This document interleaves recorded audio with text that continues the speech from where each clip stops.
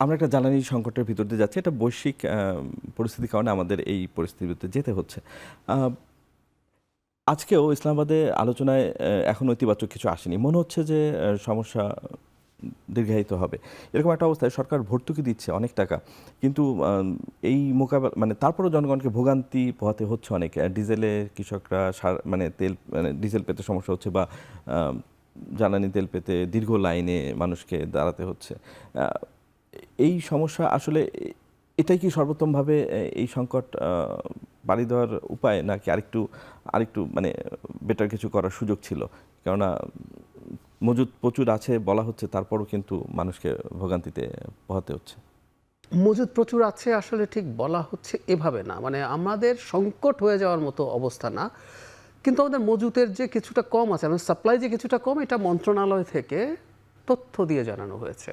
গত সপ্তাহে আমরা তথ্য মন্ত্রণালয় থেকে একটা ব্রিফিং করেছি, যে ব্রিফিংটা আমিই করেছিলাম। সেখানে জ্বালানি মন্ত্রণালয়ের যে তথ্য ছিল, সেখানে প্রত্যেকটা জ্বালানি, ডিজেল, অকটেন, পেট্রোল, সবগুলো কিছুটা করে কম সাপ্লাই হয়েছে। মানে আগের বছরের মার্চের সাথে যদি আমরা এই মার্চকে তুলনা করি, বরং এই মার্চে সমানও না, বেশি হওয়ারই কথা ছিল, কারণ আমাদের অর্থনৈতিক কর্মকাণ্ড নির্বাচনের পর বাড়বে, কিন্তু কম হয়েছে। সুতরাং সাপ্লাইয়ে কিছু ঘাটতি আছে, এই কথাটা সরকার স্বীকার করছে। সরকার কিন্তু এটা বলে নাই যে আমরা সব তেল দিয়ে ভাসিয়ে ফেলছি, না। যেটা হয়েছে, আপনি যে চিত্র দেখতে পাচ্ছেন, এই চিত্র দেখার মতো সংকটও আসলে না। সরকার এই কথাটুকু বলতে চাইছে। আমি বারবার বলছি, সরকারকে সমালোচনার জন্য যথেষ্ট যৌক্তিক তথ্য দিয়ে সেটা করা যেতে পারে। এখন সমস্যা কি হলো, পত্রপত্রিকায় তো আমি রিপোর্ট দেখছি, আপনারাও দেখবেন, খোঁজ করবেন। আমি একটা খুবই প্রতিষ্ঠিত জাতীয় দৈনিক 2-3 দিন আগে একটা রিপোর্টে পেট্রোল পাম্প মালিকদের সাথে কথা বলেছে, কর্মচারীদের সাথে কথা বলেছে। একজন বলছে তিনি যে পরিমাণ পেট্রোল আনছেন সেটা 4 ঘন্টা থাকছে না, অথচ সারা দিনে তিনি এই পরিমাণ পেট্রোল বিক্রি করতে পারেননি। শুধু সেটা না, তিনি সিসিটিভি ক্যামেরা দিয়ে ট্রেস করে দেখেছেন একই বাইক 3 দিন 4 দিন করে ফিউল নিয়ে যাচ্ছে। এর মধ্যে দুটো ঘটনা আছে। একটা হলো ভীতি আছে যে তেল আমরা এখনও তাও লাইন দিয়ে পাচ্ছি, একসময় পাবই না। সুতরাং অনেকে স্টোর করছেন, কেউ স্টোর করছে নিজের জন্যই, যে আমি চলবো কীভাবে। এবং এটা খুব অমূলক না, বিশেষ করে যারা বাইকার আছেন, এদের একটা বড় অংশ যারা মানে নিজের প্রয়োজনে ব্যবহার করেন, তারা হয়তো অফিসের খরচ বাঁচিয়ে দেওয়ার চেষ্টা করেন। রিক্সায় চড়ে, বাসে চড়ে তিনি তার চাইতেও তুলনামূলক কম খরচে বাইকে চড়া যায়। আর কেউ তো জীবিকার জন্য রাইড শেয়ারিং করেন, সো সেটা আছে। আবার কেউ ভাবছেন এখন যদি আমি স্টোর করে রাখতে পারি, একসময় প্রচুর দাম বেড়ে গেলে আমি ব্যবসা করতে পারবো, এই প্রবণতা আছে। আমরা এটুকু বলতে চাইছি। এখন এই সংকট আসলে এর চেয়ে ভালো ম্যানেজ করা, সাপ্লাই এনশিওর করা ছাড়া সম্ভব না। এবং আপনি যেটা বললেন রাইটলি, আলোচনা আসলে ভেঙেই গেছে। ইরান বলছে আলোচনা আবার চলতে পারে, বা দুই পক্ষ আশা জানাচ্ছে, কিন্তু সহসা কোনো চুক্তি যদি না হয়, তাহলে তো এই সংকটটা। সরকার অনেক কষ্ট স্বীকার করেই দাম এখনো বাড়ায়নি, কিন্তু এটা কতদিন চলতে পারে?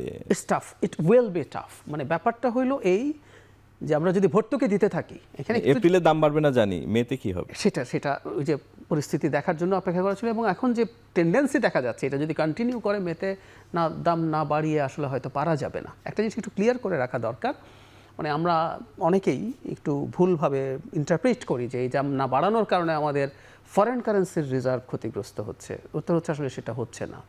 আমরা যদি দাম বাড়াই, আমাদের ডোমেস্টিক ভর্তুকিটা কম দিতে হবে। এটা কিন্তু টাকায় ভর্তুকি দিচ্ছি, এটারও বিপদ আছে। কিন্তু এটাও ফ্যাক্ট, আমাদের এই তেলের দাম যেভাবে বাড়ছে, আমাদের রিজার্ভের উপরও তো সিরিয়াস চাপ পড়বে। সুতরাং আমরা যদি সেটাকে আর্ন করতে না পারি ঠিকঠাক মতো, ওই সংকট কিন্তু তেলের দাম বাড়ালে এটার সাথে সম্পর্ক নেই। কিন্তু আমি যদি ভর্তুকি প্রচুর দিতে থাকি, ঝুঁকিটা হচ্ছে আমি তেলের ভর্তুকি দিতে থাকবো, তখন আমার অন্যান্য জায়গায় টান পড়ে যাবে।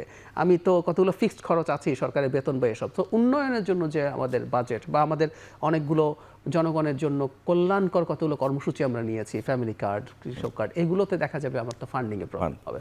সো এটা আসলেই খুব বেশি সময় সাস্টেইন করা উইল বি টাফ। আর ওই যেটা হয়, অর্থনীতির অবস্থা ভালো না, কারণ জ্বালানি তেলের বা সব কিছুর সংকটের মধ্যে অর্থনীতি তো ভালো হতে শুরু করেও করছে না। ফলে আপনি প্রচুর রেভিনিউ আর্ন করতে পারছেন না, আপনি ভ্যাট ট্যাক্স খুব বেশি পাচ্ছেন না। তাহলে এটা করতে হলে আপনাকে ঋণ করতে হবে। আইদার আপনি ব্যাংক থেকে ঋণ করবেন, অথবা আপনি টাকা চাপানো, মানে বাংলাদেশ ব্যাংক থেকে ঋণ করবেন। এইগুলো যদি করতে থাকি, আসলে দিনের শেষে এগুলোর জনগণের ওপরেই পড়বে।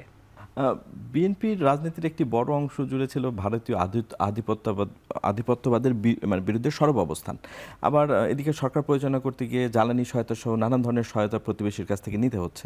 এই যে একটা ডিলেমা, এই ডিলেমায় বিএনপি আসলে কিভাবে মোকাবেলা করবে, যেখানে আবার দিল্লিতে শেখ হাসিনা ভারত সরকারের আশ্রয় আছে, সব মিলিয়ে একটা ত্রিশঙ্কু অবস্থা।